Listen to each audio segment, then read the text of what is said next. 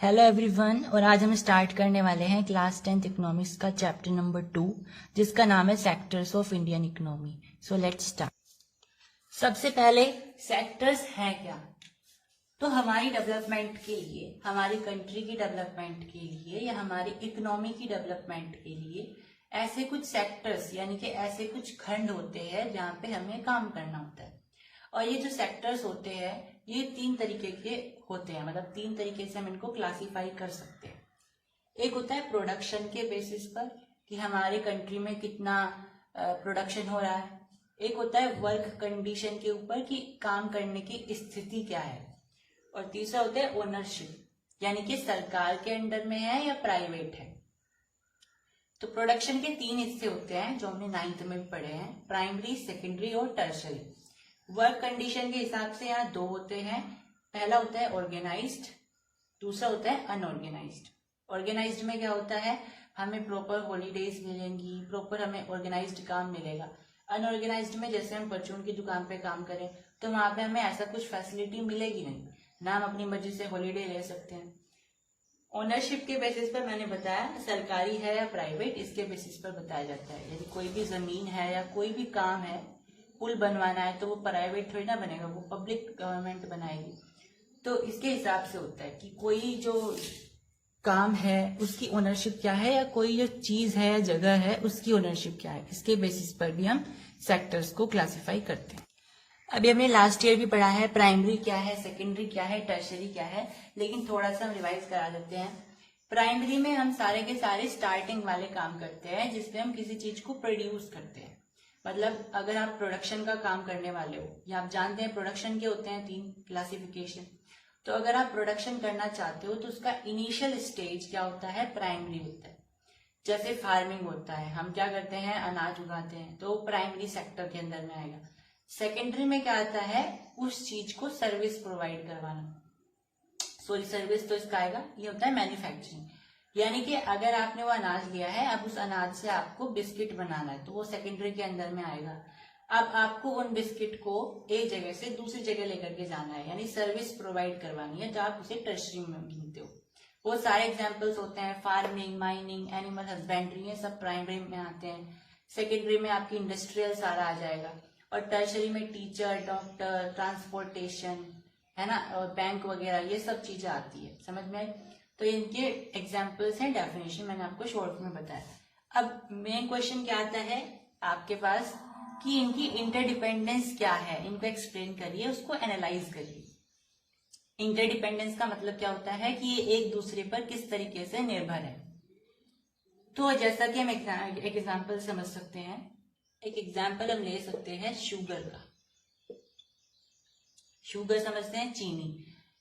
अब primary sector में क्या होता है, हम चीनी यानी गन्ना उगाते हैं और गन्ने को फिर हम कहाँ पे ले जाते हैं, किसी मील में ले जाते हैं, है ना।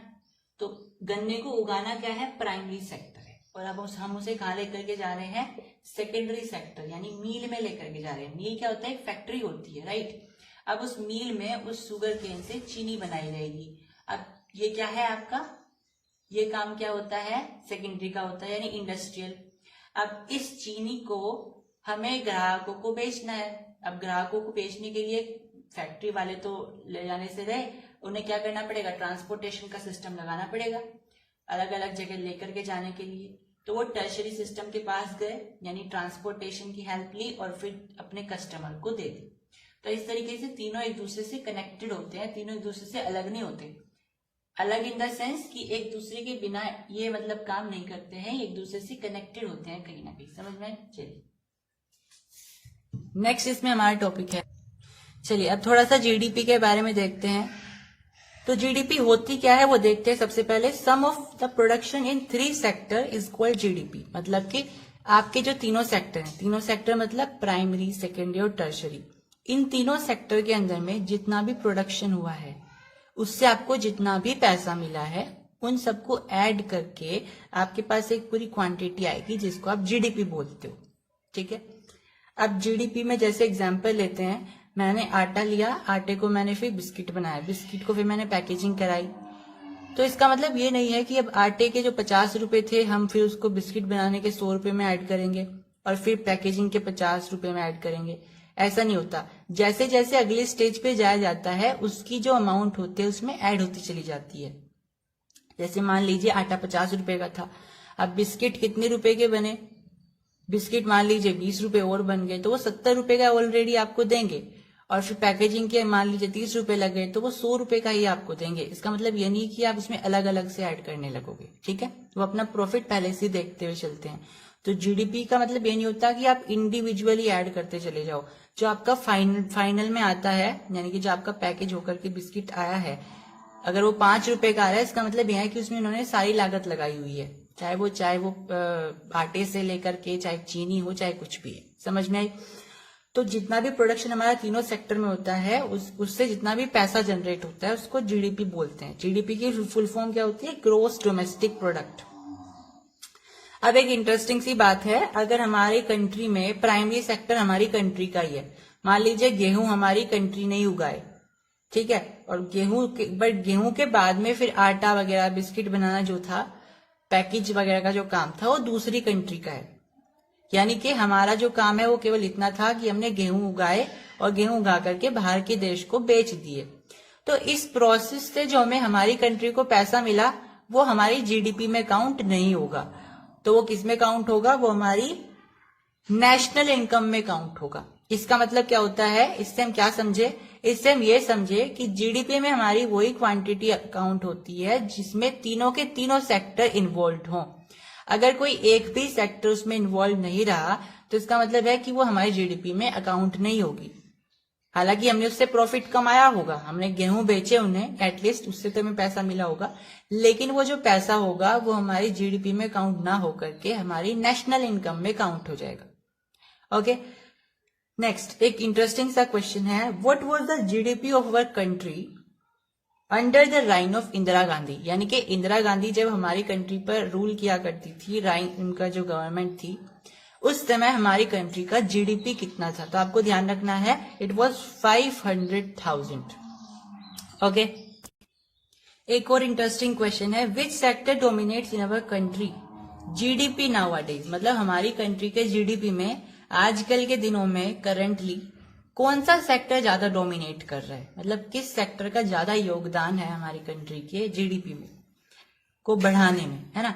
तो इसका आंसर आएगा टर्शरी सेक्टर। टर्शरी सेक्टर सबसे ज्यादा ग्रो कर रहा है हमारी कंट्री में नाउअडेज, और जीडीपी में सबसे ज्यादा योगदान भी उसी का ही है, ठीक है। अब उसके इतने ज्यादा ग्रो होने के क्या कारण है वो हम आगे देखेंगे।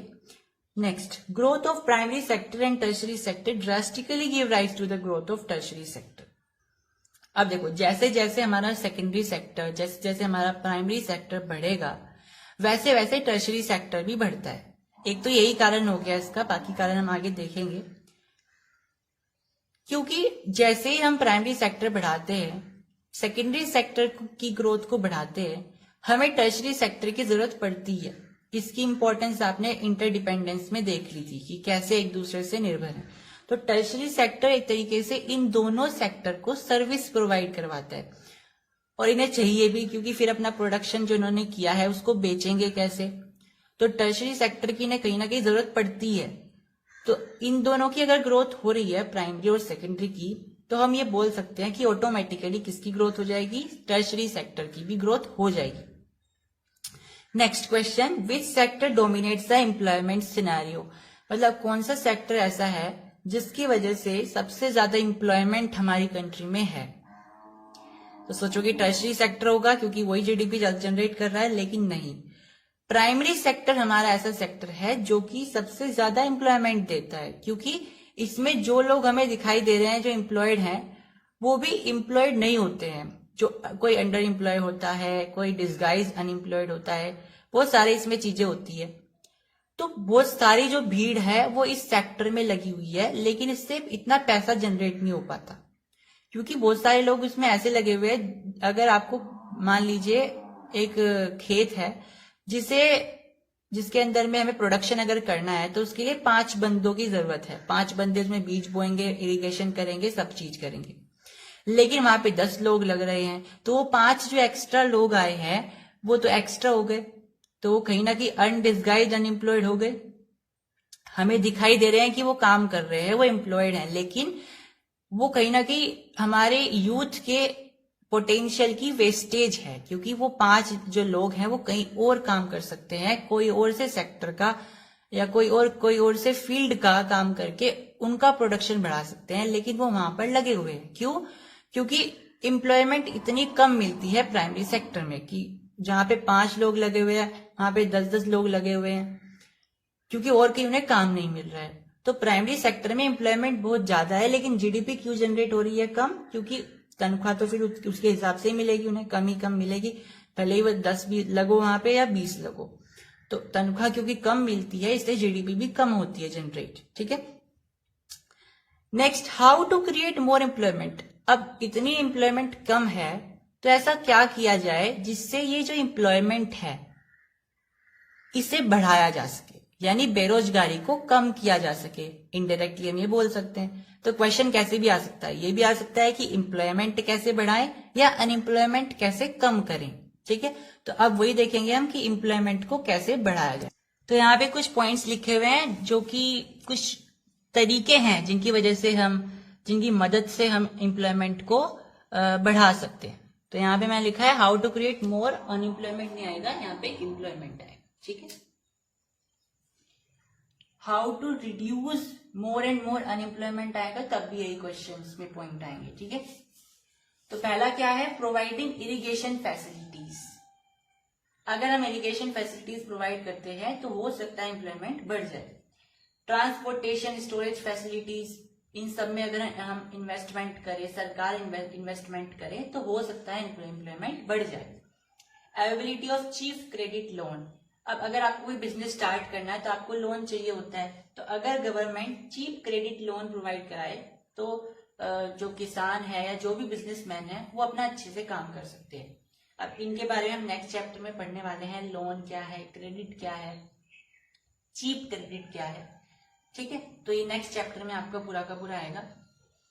Identify, promote and locate small industries. हमें जो छोटी इंडस्ट्रीज होती हैं उनको प्रमोट करना चाहिए, उनको सपोर्ट करना चाहिए, और ज्यादा से ज्यादा दूसरे सेक्टर, नए सेक्टर्स को एम्प्लॉय करना चाहिए, जैसे कि कॉटेज इंडस्ट्री हो गया, टूरिज्म हो गया, स्पोर्ट हो गए, हर्बल हो गया, ये सब। प्राइमरी, सेकेंडरी और टर्शरी सेक्टर के बारे में पढ़ रहे थे। जीडीपी के बारे में भी हमने थोड़ा सा डिस्कशन करा था, लेकिन आगे बढ़ने से पहले हम थोड़ा सा जो टॉपिक है वो स्विच करेंगे और ऑर्गेनाइज्ड और अनऑर्गेनाइज्ड सेक्टर के बारे में थोड़ा सा स्टडी करेंगे, ताकि आगे जब ये आए तो हमें पता रहे कि ये टॉपिक का हिस्सा है। तो मैंने जैसा कि आपको बताया था, division of sector on the basis of work condition हम 2 तरीके से कर सकते हैं। मतलब काम की स्थिति कैसी है उससे हम 2 तरीके से क्लासिफाई कर सकते हैं। एक होता है ऑर्गेनाइज सेक्टर और एक होता है अनऑर्गेनाइज सेक्टर। अब ऑर्गेनाइज सेक्टर में क्या होता है, ये बेसिकली हर तरीके के इसमें लॉ होते हैं, कानून होते हैं, ये पूरी तरीके से ऑर्गेनाइज होता है। इसमें डॉक्यूमेंट लगते हैं, आपको हॉलीडे लगती है। अगर आपको हॉलीडे चाहिए तो हॉलीडे के लिए आपको एप्लीकेशन आपको फिल करना पड़ेगा। तो ये हर तरीके से प्रोफेशनल होता है, हम ये बोल सकते हैं। इसमें आप बहुत सारे डिफरेंसेस लिख सकते हो, इसमें बहुत सारे लॉज होते हैं, इसमें नहीं होते हैं। इसमें आपको आसानी से हॉलीडे मिल जाएगी, गवर्नमेंट हॉलीडे होती है, और ये इसमें नहीं होती है। ये जनरली गवर्नमेंट वाला होता है, ये प्राइवेट होता है, ये लोकल होता है। ठीक है, बहुत सारे डिफरेंसेस हमें देखने को मिल जाते हैं। हालांकि वो हम आगे डिस्कस करेंगे, लेकिन ये मैंने जस्ट आपको एक इंट्रोडक्टरी एक तरीके से बताया है कि ये दोनों भी हमारे चैप्टर का हिस्सा है, उनके बारे में थोड़ी सी डिटेल है। तो ऑर्गेनाइज तो यही है। अनऑर्गेनाइज्ड के फिर 2 हिस्से होते हैं आगे, रूरल और अर्बन। मतलब अनऑर्गेनाइज का मतलब क्या होता है, जिस काम की स्थिति खराब हो। अब वो गांव में भी हो सकती है और शहरी इलाके में भी हो सकती है, अर्बन में भी हो सकती है, रूरल में भी हो सकती है। अब रूरल में इसके एग्जाम्पल क्या है, landless farmer and marginal farmer. Landless farmer मतलब जो किसान जिनके पास जमीन नहीं होती है, ठीक है, जो मजदूरी करते हैं। मार्जिनल फार्मर जो कि मजदूरी वगैरह करते हैं। लैंडलेस फार्मर जिनके पास जमीन नहीं होती, लगभग सेम ही होते हैं। तो इसको हम कैसे बचा सकते हैं, मतलब इस कंडीशन को हम कैसे खत्म कर सकते हैं कि अनऑर्गेनाइज सेक्टर रूरल सेक्टर में कम हो जाए। तो delivery of seed and agriculture inputs, यानी गवर्नमेंट क्या कर सकती है कि ऐसे लोगों को बीज पहुंचाए फ्री में, या फिर थोड़ा बहुत इन पे जो है चीप लोन दे करके या थोड़ा सा सस्ता बीज पहुंचाए गवर्नमेंट इनको, ताकि इनके पास जो थोड़ी बहुत भी जमीन है या जैसे भी ये जमीन का अरेंजमेंट कर सकते हैं अपने खुद की फसल उगा सके। ठीक है, या एग्रीकल्चर इनपुट को भी है जो गवर्नमेंट है उनको डिलीवर कर सकती है। इस तरीके से इसको प्रोटेक्ट किया जा सकता है। अर्बन में इसके एग्जाम्पल है, जैसे कोई मिठाई की दुकान पे काम करने वाला कोई थे ना, चेले लगे रहते हैं, पुपिल्स बोलते हैं जिनको, तो उनके जो काम होता है वो क्या होता है, अपने जो उनका लाला होता है उसके अंडर में वो काम करते हैं। अब उनकी मर्जी नहीं है कि वो जब चाहे छुट्टी ले लेंगे। अगर दिवाली आई है तो उनका काम और बढ़ जाएगा, दिवाली पे और मिठाइयां बिकेंगी। तो उनका वो नहीं है कि अगर हॉलीडे है तो हमें छुट्टी मिल जाएगी, बल्कि जब भी कोई फेस्टिव होता है उनका काम और बढ़ जाता है। तो उन्हें उनकी हाथ में नहीं होता कि उन्हें छुट्टी लेनी है नहीं लेनी है, सब किसके हाथ में होता है, उस दुकान के मालिक के। तो ये अनऑर्गेनाइज्ड में आता है। इसके एग्जाम्पल स्वीट वेंडर आ जाएगा, रेड पीकर जो कूड़ा चुगने वाले होते हैं, वो भी किसके अंडर में काम कर रहे होते हैं, अपने ओनर के, जो उनसे काम करवाता है। तो वो भी अपनी मर्जी से नहीं करते, उन्हें करवाया जाता है वो काम, और वो किसी और के कंट्रोल में होते हैं, यानी उनकी जो नौकरी है वो अनऑर्गेनाइज्ड है। समझ में आई? अब गवर्नमेंट इसको कैसे प्रोटेक्ट कर सकती है? तो गवर्नमेंट रॉ मटेरियल को अगर प्रॉपर पहुंचाए हर किसी को, तो लोग क्या कर सकते हैं, अपना उसी चीज को लेकर के काम आगे बढ़ा सकते हैं। यानी रॉ मटेरियल प्रोक्यूरमेंट का काम किया जा सकता है गवर्नमेंट के द्वारा इस चीज को लेकर के। चलिए, अब हमारे मन में सवाल आता है कि जीडीपी को काउंट कौन करता है, क्योंकि मैंने बताया था जीडीपी किस तरीके से काउंट की जाती है। केवल उसका फाइनल जो स्टेज होता है उसी में जितने भी हमारे ऐड किए गए हैं इंग्रेडिएंट्स, उनके जो रुपीज होते हैं वो सारे ऐड हो जाते हैं। तो ये जो टास्क होता है बहुत डिफिकल्ट होता है, आसान नहीं होता। साथ में हम ये भी देखते हैं कि हमारी कंट्री का जो सेक्टर है वो प्राइमरी है या बाकी के तीनों भी हैं। यानी हमें जीडीपी अगर काउंट करनी है तो हमें हमारी जो कंट्री है उसके पास तीनों सेक्टर होने चाहिए उस काम को लेकर के। अगर ऐसा हो रहा है कि अगर एक या दो सेक्टर भी हमारी कंट्री के हैं और तीसरा सेक्टर हमारी कंट्री का नहीं है, तब ये जीडीपी में काउंट नहीं होगा। तो ये सारे हमें देखने पड़ते हैं काम, और तब जाकर के हम ये बोल पाते हैं कि हमारी कंट्री का जीडीपी क्या है। तो ऐसे में ये इतना डिफिकल्ट काम हमारी कंट्री में करता कौन है? तो ये हमारी कंट्री में कौन करता है? Central government ministry. तो सेंट्रल गवर्नमेंट यानी केंद्र सरकार की मिनिस्ट्री होती है जो कि ये काम करती है। उसके पास डिपार्टमेंट होते हैं जो कि सारे इंडियन स्टेट्स और जितने भी हमारी यूनियन टेरिटरीज हैं उन सब से डेटा इकट्ठा करके लाते हैं, और तब जाकर के ये पूरा जीडीपी जो है काउंट करते हैं। ठीक है, ये इतना बड़ा टास्क कौन करता है? Central government ministry. Important question. अब हमारे देखते हैं आजकल कि टर्शरी सेक्टर क्या है, बहुत ज्यादा ग्रो कर रही है। जैसा कि मैंने आपको पिछली वीडियो में बताया था कि टर्शरी सेक्टर सबसे ज्यादा इंपॉर्टेंट सेक्टर बनता जा रहा है, यानी उसकी जो इंपॉर्टेंस है वो सबसे ज्यादा बढ़ती जा रही है। अगर हम ये देखें जीडीपी की टर्म्स में तो टर्शरी सेक्टर सबसे ऊपर है। अगर हम देखें एम्प्लॉयमेंट की टर्म्स में तो प्राइमरी सेक्टर सबसे ज्यादा है। तो क्या हमेशा से ही टर्शरी सेक्टर सबसे ऊपर था या क्या था? तो शुरू में हिस्टोरिकली अगर हम बात करें, शुरू के समय में प्राइमरी सेक्टर सबसे ज्यादा होता था, क्योंकि उस समय लोग ज्यादा पढ़े लिखे नहीं होते थे और ज्यादातर लोग क्या करते थे, खेती करना पसंद करते थे। तो ज्यादातर लोग किस में इन्वॉल्व थे? प्राइमरी सेक्टर में इन्वॉल्व थे। फिर धीरे धीरे क्या हुआ, खेती में अगर उन्हें नुकसान होने लगा या खेती में जो भी हुआ, उन्होंने क्या किया, शिफ्ट लेना शुरू किया सेकेंडरी सेक्टर में। जैसे हमने हिस्ट्री में पढ़ा है, वर्ल्ड वॉर हुई थी तो जो किसान लोग थे वो फैक्ट्री में जाना शुरू कर दिए थे। क्यों? क्योंकि खेती में उन्हें इतना ज्यादा बचता नहीं था, तो उन्होंने फैक्ट्री में जाना शुरू कर दिया। और जो प्राइमरी सेक्टर में लोग होते हैं वो फैक्ट्री में आसानी से इन्वॉल्व भी हो जाते हैं। हिस्ट्री इस चीज की गवाह है। तो उन्होंने क्या किया, जो प्राइमरी सेक्टर में इतने सारे लोग इन्वॉल्व थे वो सारे के सारे सेकेंडरी सेक्टर में आ गए। फिर धीरे धीरे जैसे जैसे टर्शरी सेक्टर की इंपॉर्टेंस बढ़ने लगी और टर्शरी सेक्टर में जॉब अपॉर्चुनिटीज बढ़ने लगी, वही लोग, बहुत सारे लोग उनमें से टर्शरी सेक्टर में चले गए। इस तरीके से ये शिफ्ट होता होता टर्शरी सेक्टर में सबसे ज्यादा आ गया। लेकिन अभी भी ऐसा नहीं है सारे लोग टर्शरी में आ गए हैं, लोग अभी भी प्राइमरी सेक्टर में ही ज्यादा है, हालांकि जीडीपी किसमें होती है ज्यादा, टर्शरी सेक्टर में होती है। अब इस चीज के कारण क्या है, ये टर्शरी सेक्टर इतना ग्रो क्यों हो रहा है? तो पहला कारण है कि जितने भी हमारे इंपॉर्टेंट इंस्टीट्यूशन होते हैं जो हमारे सोसाइटी में होते हैं, जैसे हॉस्पिटल हो गए या फिर स्कूल्स हो गए, म्युनिसिपल कॉरपोरेशन हो गए, ये सारे कौन संभालता है? ये टर्शरी सेक्टर के लोग संभालते हैं, मतलब जो सर्विस प्रोवाइड करवा रहे हैं, है ना।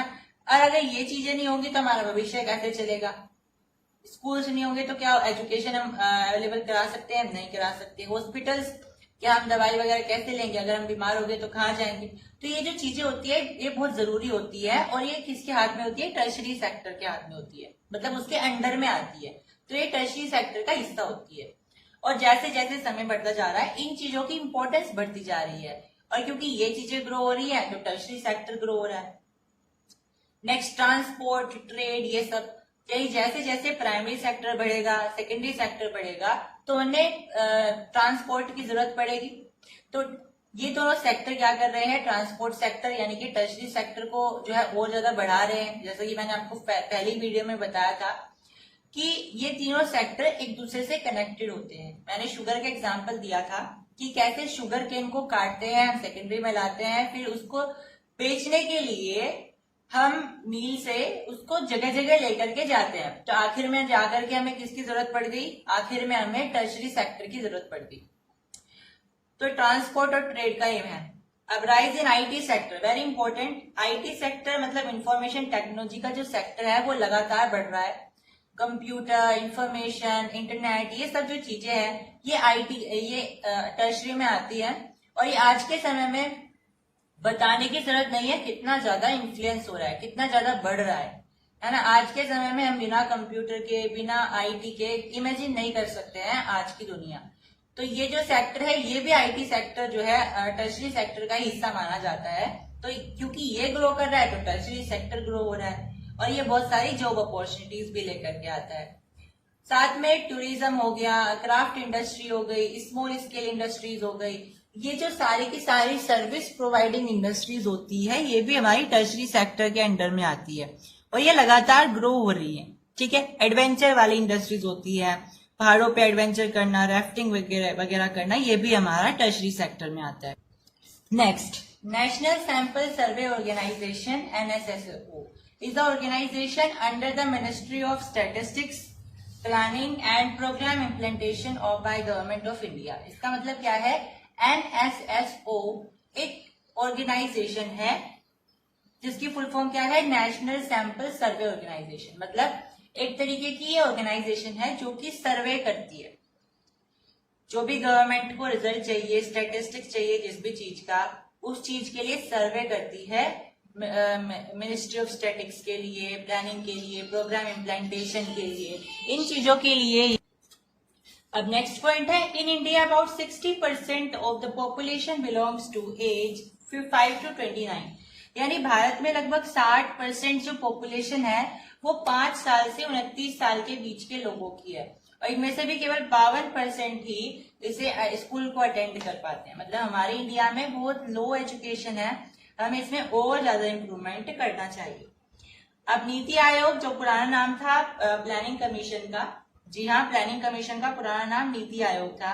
अब इसने क्या किया? एक स्टडी कंडक्ट करी और इसने बताया कि लगभग 20 लाख जॉब, 20 लाख नौकरियां कंडक्ट या क्रिएट की जा सकती है एजुकेशन सेक्टर में, यानी केवल एजुकेशन सेक्टर के अंदर में ही 20 लाख नौकरी, 20 लाख जॉब्स, 20 लाख जॉब्स को क्रिएट किया जा सकता है। इसी तरीके की एक और स्टडी की गई नीति आयोग के द्वारा, और उन्होंने बताया कि लगभग 35 लाख नौकरी हम टूरिज्म सेक्टर में निकाल सकते हैं। तो देखो ये क्यों बता रहे हैं ये सब चीजें? ताकि हम इनमें काम कर सके और एम्प्लॉयमेंट को बढ़ा सके। ठीक है, तो आप इनको भी लिख सकते हो अगर आता है क्वेश्चन कि क्या क्या तरीके हैं एम्प्लॉयमेंट बढ़ाने के और क्या क्या आपके पास प्रूफ है इन चीजों के, तो आप लिख सकते हो कि नीति आयोग ने ये सब कंडक्ट करी है स्टडीज, और इनके अनुसार 20 लाख नौकरी एजुकेशन सेक्टर में और 35 लाख नौकरी टूरिज्म सेक्टर में इन्वेस्ट की जा सकती है, क्रिएट की जा सकती है। अब प्लानिंग कमीशन या नीति आयोग हमारे इंडिया में बना कब था? 15 मार्च 1950 में बना था, ये आपको ध्यान रखना है। नेक्स्ट वेरी इंपॉर्टेंट मनरेगा के बारे में आपको पता होना चाहिए। MGNREAG है। The central government in India make a law implementing right to work in about 625 districts. Bharat की जो गवर्नमेंट थी, सेंट्रल गवर्नमेंट, केंद्रीय सरकार, उन्होंने क्या निश्चय किया कि हम भारत में 625 जिलों में राइट टू वर्क को लेकर के कानून बनाएंगे। राइट टू वर्क मतलब सभी को काम करने का अधिकार है, मतलब कोई भी बेरोजगार ना रहे, सभी को काम करने का अधिकार है। इस वाक्य को लेकर के उन्होंने ये सब चीजें कही। ये बेसिकली एक फंडामेंटल राइट होता है जो कि हमारे संविधान में लिखा हुआ है। तो उन्होंने इस चीज को लेकर के ये कानून बनाया था और ये 625 जिलों में बनाया गया था इंडिया के। इसकी फुल फॉर्म क्या होती है? Mahatma Gandhi national rural employment guarantee act 2005 में ये लॉन्च हुआ था। इसका एम क्या था, मकसद क्या था? रूरल इंडिया में सबसे पहले तो नौकरियां जो है अवेलेबल करवाना, क्योंकि रूरल इंडिया में मेनली जो है प्राइमरी सेक्टर पर निर्भर होते हैं लोग। तो उनका मकसद था कि वहां पे जॉब अपॉर्चुनिटी लेकर के आना और जॉब डाइवर्सिटी लेकर के आना, क्योंकि ज्यादातर तो प्राइमरी सेक्टर पे ही है। तो वो चाहते थे कि यहाँ पे डाइवर्सिटी आए नौकरियों की। दूसरा, वहां पे जो लोग जो काम करना चाहते हैं वहां पे नौकरी उनको मिल जाए। जो लोग काम करना चाहते हैं उनको काम मिले, ताकि पोटेंशियल बेकार ना हो ह्यूमन रिसोर्स का। नेक्स्ट, अगर गवर्नमेंट फेल हो जाती है उसे देने में, काम देने में, तो गवर्नमेंट पैसे फिर भी देगी। मतलब रजिस्ट्रेशन जब करा लेगी और रजिस्ट्रेशन कराने के बाद भी अगर गवर्नमेंट फेल हो जाती है वर्क देने में, किसी रजिस्ट्रेशन करा लिया है, तो गवर्नमेंट उसको फिर भी पैसे देगी, वेजेस देगी। अब इसमें एक कॉन्सेप्ट आता है जॉब कार्ड्स का, जो कि रजिस्ट्रेशन के लिए लगता है। जो गांव में ग्राम सभाएं होती है, ये सब लोगों को जिसको भी रजिस्ट्रेशन करवाना है मनरेगा में, उनको जॉब कार्ड देती है। और जॉब कार्ड एक तरीके से रजिस्ट्रेशन का एक फॉर्म होता है, ठीक है, जो इशू होता है फिर वहां पे जाकर के, और फिर उनको नौकरियां मिल जाती है। Employment opportunity in the organized sector have been expanding very slowly. It is common to find many organized sector. They adopt some strategies to evade taxes and refuse follow laws that protect laborer. And since 1990s, it is very common to see large number of workers losing their jobs in the organized sector. इस चीज का मतलब क्या है कि लगातार unorganised sector बढ़ता जा रहा है और ऑर्गेनाइज सेक्टर में जो जॉब्स हैं वो कम होती जा रही है। अब ऐसा हो क्यों रहा है? क्योंकि अनऑर्गेनाइज सेक्टर में सरकार ज्यादा दखल अंदाजी नहीं करती है, तो इसीलिए उसमें कानून नहीं होते हैं। वो लोग अपनी मर्जी से जो उन्हें करना है वो करते हैं। तो इसलिए अनऑर्गेनाइज सेक्टर ज्यादा बढ़ रहा है, क्योंकि वहां पे उन्हें आजादी होती है हर तरीके से अपने कानून बनाने की, और सरकार उन्हें ज्यादा दखल अंदाज भी नहीं करती है। Nearly 80% of rural household in India are small and marginal farmer category. तो लगभग 80% जो गांव में रहने वाले जो लोग होते हैं, उनमें से 80% छोटे और मार्जिनल फार्मर की कैटेगरी में आते हैं। ये एमसीक्यू में आ सकता है क्वेश्चन। गवर्नमेंट रेज, अब देखो गवर्नमेंट टैक्स क्यों लेती है ना, ये हमारे मन में सवाल आता है। तो government raise money through taxes and other ways to meet expenses on the services rendered by it. यानी गवर्नमेंट अपने खर्चे चलाने के लिए, अपने खर्चे मतलब जैसे उसे ब्रिज बनवाना है, तो ब्रिज बनाने के लिए गवर्नमेंट कहाँ से पैसा लाएगी?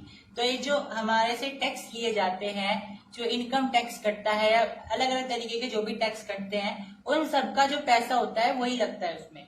नहीं तो गवर्नमेंट कहाँ से लाएगी? गवर्नमेंट की तो खुद भी सैलरी 70,000 के आसपास होती है, तो उनके पास वो अपनी सैलरी नहीं लगाते इसमें। ये जो पूरा का पूरा बजट तैयार होता है, और ये बजट कहाँ से आता है? टैक्स से और बाकी जितने भी तरीके होते हैं जिससे गवर्नमेंट पैसे इकट्ठा करती है लोगों से, उन सब से आता है। So we are given with the differences between public and private sector. Public sector को गवर्नमेंट चलाती है, हम सब जानते हैं। प्राइवेट सेक्टर को प्राइवेट इंडिविजुअल्स चलाते हैं, ठीक है, पहला डिफरेंस। दूसरा डिफरेंस है कि इनके मोटिव क्या होते हैं, मतलब ये सेक्टर क्यों चल रहे हैं। तो पब्लिक सेक्टर क्यों चल रहा है, इसका क्या मकसद है? तो इसका मकसद है पब्लिक वेलफेयर, मतलब कि जो समाज है उसका भला किया जाए, उसकी सेवा की जाए, उसको सर्विस प्रोवाइड की जाए, उसका वेलफेयर किया जाए। लेकिन प्राइवेट सेक्टर जो चलता है, उन्हें पैसा कमाना है, प्रॉफिट जनरेट करना है, प्रॉफिट मेकिंग का उनका मेनली मकसद होता है, हम बोल सकते हैं एम होता है या ऑब्जेक्टिव होता है। थर्ड है, ये रिवेन्यू कहाँ से जनरेट करते हैं अपना, तो पब्लिक सेक्टर टैक्स से, पेनाल्टी से, इन सब से जनरेट करता है अपना रिवेन्यू। लेकिन प्राइवेट सेक्टर शेयर्स करके, इशू शेयर्स, डिबेंचर्स, और बाय टेकिंग लोन्स लेकर के, शेयर्स इशू करके, इन सब तरीकों से वो अपना रिवेन्यू जनरेट करता है। इसमें पब्लिक सेक्टर में बहुत सारे लॉज एप्लीकेबल होते हैं, जैसे फॉरेस्ट लॉ हो गया, बहुत सारे लॉज होते हैं, ये सारे लॉ इसमें लगते हैं। लेकिन प्राइवेट सेक्टर में कुछ लॉ लगते भी हैं, नहीं भी लगते हैं, वो डिपेंड करता है इंडिविजुअल पर, जो इंडिविजुअल उस कंपनी को या उस सेक्टर को चला रहा है, तो ये डिपेंड करता है। तो मे और मे नॉट बी। एग्जाम्पल्स क्या क्या है, तो पब्लिक सेक्टर के एग्जाम्पल्स हो गए रेलवे, पोस्ट ऑफिस एक्सेट्रा, और इसके एग्जाम्पल हो गए प्राइवेट सेक्टर के टिस्को, RIL, ये सब। तो आपको ध्यान रखना है इनके एग्जाम्पल्स और ये differences. So here we are on the last slide. Here the differences between organized and unorganized sector. तो organized sector gives us regular employment, इसमें regular employment होता है। लेकिन unorganized sector में ऐसी कोई गारंटी नहीं होती है कि हमें रेगुलरिटी में काम मिलेगा, लेकिन organized sector हमें ऐसी गारंटी देता है। ये गवर्नमेंट के द्वारा रजिस्टर्ड होते हैं, लेकिन अनऑर्गेनाइज सेक्टर गवर्नमेंट के कंट्रोल में नहीं होते हैं, उनके द्वारा रजिस्टर्ड नहीं होते हैं। इनमें कुछ रूल्स एंड रेगुलेशन भी होती है जिनको गवर्नमेंट बनाती है और कानून के अनुसार होते हैं, लेकिन इसमें रूल्स एंड रेगुलेशन होते हैं, लेकिन जनरली ऐसा होता है कि उन्हें स्ट्रिक्टली फॉलो नहीं किया जाता है।